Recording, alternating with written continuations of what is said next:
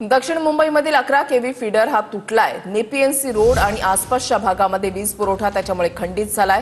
काही वेळानंतर वीज पुरवठा हा सुरळीत झाला। मुंबई उपनगरातील काही भागात वीज पुरवठा खंडित झाल्याची माहिती आहे। उपनगरामधल्या काही भागात वीज पुरवठा खंडित झाल्याची माहिती आहे। दक्षिण मुंबईमधील 11 केव्ही फीडर हा तुटलेला आहे। नेपीएनसी रोड आसपासच्या भागात काही काळ वीज पुरवठा हा खंडित झाला होता। उपनगरातील काही भागात वीज पुरवठा खंडित झाल्याची माहिती आहे।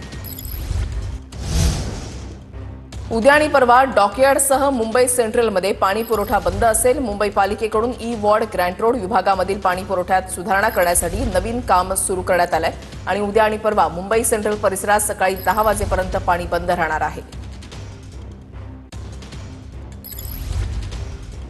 उद्या आणि परवा डॉकयार्डसह मुंबई सेंट्रलमध्ये पाणी पुरवठा हा बंद असेल। महत्त्वाची बातमी, मुंबई पालिकेकडून पाणी पुरवठा सुधारण्यासाठी काम हाती घेण्यात आलेलं आहे आणि त्यामुळेच उद्या आणि परवा डॉकयार्डसह मुंबई सेंट्रलमध्ये पाणी पुरवठा बंद असेल।